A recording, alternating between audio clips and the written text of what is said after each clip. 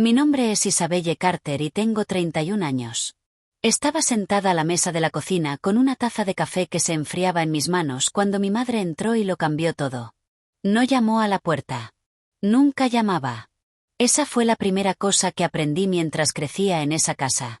El espacio no era algo a lo que tuvieras derecho, ni siquiera el espacio dentro de tu propio pecho. Sacó la silla frente a mí, se sentó con esa lentitud deliberada que significaba que había ensayado lo que estaba a punto de decir, y cruzó las manos sobre la mesa como si estuviera a punto de presentar una propuesta de negocios. Tu hermano se va a mudar con sus 2 hijos, dijo. Así que tú necesitas irte. Eres un parásito, Isabelle. Siempre lo has sido. La miré fijamente. El café en mi taza había dejado de humear. El refrigerador zumbaba en algún lugar detrás de mí. Escuché cada sonido individual en esa cocina excepto el que me habría indicado que ella estaba bromeando. «Estás bromeando, ¿verdad?», pregunté, y aun mientras las palabras salían de mi boca, ya sabía la respuesta porque mi madre nunca bromeaba sobre cosas que involucraran su comodidad o la conveniencia de mi hermano. Ella se rió, no con calidez, ni siquiera con torpeza, solo un sonido corto y plano que me descartó antes de que pudiera terminar la frase. No, dijo. Hablo en serio. Tienes una semana. No dije nada. Me levanté, dejé el café sobre la mesa, caminé hacia mi habitación, saqué una maleta de la parte superior del armario y empecé a doblar ropa dentro de ella con ese tipo de concentración mecánica que desarrollas cuando estás intentando con todas tus fuerzas no sentir algo enorme. No lloré. No discutí. Había dejado de discutir con mi madre alrededor de los 24 años.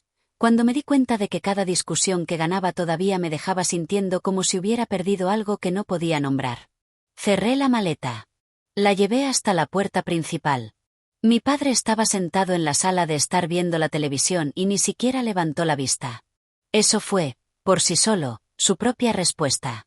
Lo que ni él ni ella sabían, lo que nunca se habían molestado en averiguar, era que la casa en la que estaban parados, la casa de la que mi madre acababa de desalojarme con la palabra «parásito», todavía flotando en el aire entre nosotras, era mía. No de ellos. Mía. Cada ladrillo, cada viga, cada centímetro cuadrado de esa propiedad estaba legal, oficialmente y completamente a mi nombre, y lo había estado durante 3 años. Déjenme llevarlos de regreso a donde esto realmente comenzó, porque la crueldad que mi madre me mostró esa mañana no surgió de la nada. Tenía raíces, y esas raíces iban muy profundo. Crecí como la hija invisible en una familia donde mi hermano, Callum, era el hijo alrededor del cual todos orbitaban. Callum era 5 años mayor que yo, ruidoso y encantador de la manera que impresiona a los adultos que no miran con atención. Y desde el momento en que fui lo suficientemente grande como para entender lo que significaba el favoritismo, entendí que yo estaba del lado equivocado de él. Mis padres pagaron la universidad completa de Callum. La mía no contribuyeron con nada. Yo trabajé en 2 empleos durante la universidad, saqué préstamos, me gradué con un título en finanzas y con un tipo muy específico de hambre que surge cuando te han dicho toda tu vida que eres menos que otra persona en la misma familia. Después de graduarme, me mudé de nuevo a casa temporalmente. Esa fue la palabra que usé, temporalmente, mientras ahorraba dinero y buscaba un apartamento. Lo temporal se convirtió en 2 años, luego 3. Y en algún momento de esos años, mis padres comenzaron a hablar de mí de la misma forma en que la gente habla de los muebles a los que se han acostumbrado a ignorar. Mis contribuciones al alquiler eran guardadas en el bolsillo sin ningún reconocimiento. Mis compras de comida llenaban la nevera sin comentarios. Las cosas que yo hacía para mantener la casa, las reparaciones, las facturas que cubría en silencio cuando la pensión de mi padre se quedaba corta, el impuesto a la propiedad que pagué un año cuando simplemente no lo tenían. Nada de eso fue jamás registrado en el libro de contabilidad interno que mi madre llevaba sobre mi valor como ser humano. Lo que aparentemente sí estaba registrado era la necesidad de Callum. Callum había pasado por un divorcio. Callum tenía 2 hijos. Callum necesitaba espacio y, por lo tanto, yo necesitaba irme. Aquí está la parte que mi madre no conocía. 2 años antes de esa mañana, mi padre había venido a mí en privado, en un momento de inusual vulnerabilidad, y me había dicho que la casa estaba en peligro. Había sacado una segunda hipoteca años atrás que ni él ni mi madre habían manejado bien y el banco se estaba acercando a la ejecución hipotecaria. Estaba avergonzado. No quería que mi madre supiera lo grave que se había vuelto la situación. Me preguntó si había algo que yo pudiera hacer. Para entonces yo había estado trabajando en finanzas durante 6 años. Sabía exactamente lo que podía hacer. Negocié con el banco. Reestructuré la deuda y pagué el saldo restante en su totalidad usando los ahorros que había acumulado a través de años de disciplina implacable. A cambio, mi padre firmó la escritura a mi nombre. No fue una transacción complicada. Fue limpia, legal y documentada. Mi nombre quedó en la escritura. El de él fue removido. Mi madre nunca había pedido ver la escritura. Nunca se le había ocurrido preguntarse a nombre de quién estaba la propiedad en la que vivía, porque había pasado 30 años asumiendo que todo a su alrededor le pertenecía por defecto. Esa suposición estaba a punto de costarle algo significativo. A las 5 de la madrugada de la mañana siguiente, mi padre me llamó sin parar y lo primero que dijo fue: «Isabelle, tu madre encontró la escritura». Estaba acostada despierta en un hotel económico a 2 minutos de la casa, mirando una mancha de agua en el techo, cuando mi teléfono se iluminó con su nombre por 7ª vez en 4 minutos. Contesté en la 8ª llamada. Su voz era diferente de la versión que había escuchado sentada en silencio frente al televisor la noche anterior. Esa versión había sido pasiva, desinteresada, un hombre que había entregado hacía mucho tiempo la responsabilidad de sus emociones a quienquiera que fuera el más ruidoso en la habitación. Esta versión estaba temblando. Estaba buscando los documentos del seguro, dijo, y encontró los papeles de la propiedad en el archivador. Isabelle, ella, no entiende. Dice que es un error. Dice que tu nombre no debería estar ahí. Dejé que terminara. Luego dije muy tranquilamente: no es un error, papá. Tú sabes que no es un error. El silencio que siguió duró tanto tiempo que revisé la pantalla para ver si la llamada se había cortado. Mi madre llamó 20 minutos después. Si la voz de mi padre había estado temblando, la de mi madre era volcánica. Había pasado del shock y había aterrizado con fuerza en la furia, que era su hábitat natural cada vez que la realidad se negaba a coincidir con su versión preferida de los hechos. Me dijo que había habido algún tipo de error. Me dijo que yo había manipulado a mi padre en un momento vulnerable. Usó la palabra parásito otra vez, lo cual pensé que era interesante dadas las circunstancias. Dejé que hablara.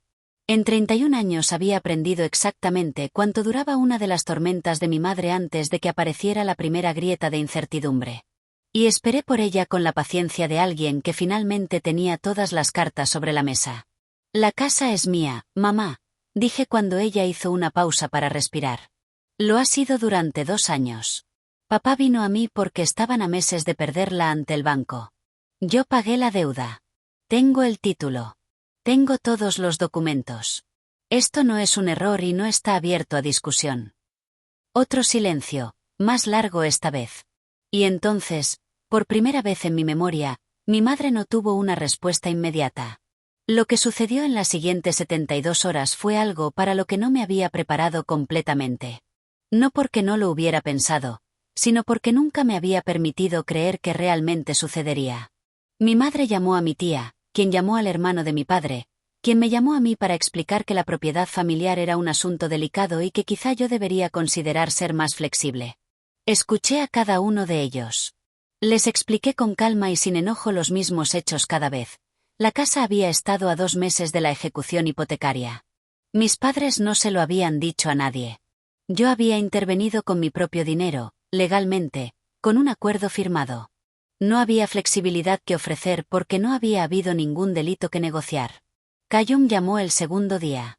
Esta conversación fue diferente a las demás porque Callum siempre había operado bajo el supuesto de que su encanto me ablandaría de la misma forma en que ablandaba a todos los demás. Comenzó con simpatía. Me dijo que entendía que yo estaba molesta, que mamá había sido dura, que el comentario de parásito estaba fuera de lugar. Estuve de acuerdo en que lo estaba. Luego pivotó suavemente hacia su situación, sus hijos, su necesidad de estabilidad, y terminó con la sugerencia de que quizá yo simplemente podría dejar que todos se quedaran mientras yo encontraba otro lugar donde vivir. Dado que yo era una mujer soltera con buenos ingresos y mucha más flexibilidad que un padre divorciado con 2 hijos. Esperé a que terminara. Callum, dije, me estás pidiendo que desaloje mi propia casa para que tú puedas mudarte. Quiero que te escuches decir eso. No tuvo una respuesta clara para eso. Nadie en mi familia, me estaba dando cuenta, había sido jamás obligado a escucharse con claridad. Regresé a la casa el cuarto día. No para pelear, no para hacer ninguna escena, sino porque era mi casa y estaba cansada de fingir lo contrario. Mi madre estaba en la cocina cuando entré. Se veía más pequeña de lo que se había visto 3 días atrás, algo que les pasaba a las personas a veces cuando la arquitectura de sus suposiciones se derrumbaba. Mi padre estaba en la mesa. Ninguno de los dos habló primero, así que lo hice yo. Les dije que no tenía ninguna intención de sacarlos de la propiedad. Les dije que no era cruel a pesar de que me habían modelado la crueldad durante toda mi vida. Les dije que Callum era bienvenido a visitar a sus hijos, pero que no se mudaría porque la decisión de quién vivía en esa casa ahora me pertenecía a mí y no a nadie más en esa habitación. Mi madre empezó a llorar. La había visto llorar antes de formas que estaban diseñadas para terminar conversaciones y redirigir la culpa. Y había aprendido a reconocer la diferencia entre eso y algo real. Esto era algo real. En ese llanto vi a una mujer que había pasado décadas organizando su mundo alrededor de una jerarquía que acababa de ser desmantelada silenciosa, legal y permanentemente por la hija a la que había llamado parásito. No me sentí triunfante. Quiero ser honesta sobre eso. Lo que sentí fue cansancio y tristeza. Y también, debajo de esas cosas, algo que me tomó un momento identificar. Era solidez. Era estabilidad. Era la sensación de estar parada sobre un terreno que finalmente, sin ninguna ambigüedad, me pertenecía. Establecí 2 condiciones para seguir adelante. Primera, que la palabra parásito nunca volviera a usarse en mi presencia. Segunda, que cada contribución financiera que había hecho a ese hogar a lo largo de los años fuera reconocida, no devuelta, solo reconocida en voz alta por ambos. Mi padre estuvo de acuerdo inmediatamente. Mi madre tardó 3 días, pero lo hizo. Callum encontró un apartamento en alquiler. Yo pinté el pasillo de un color que mi madre siempre había vetado. Y cada mañana cuando preparo café en esa cocina, me siento a la mesa y dejo que se enfríe. Si esta historia te conmovió, dale clic al botón de suscribirte ahora mismo porque cada semana traemos historias reales sobre personas que se mantuvieron calladas, se mantuvieron firmes y lo cambiaron todo sin decir una sola palabra innecesaria. No querrás perderte lo que viene. Traducción completa y fiel, lista para usar como guión.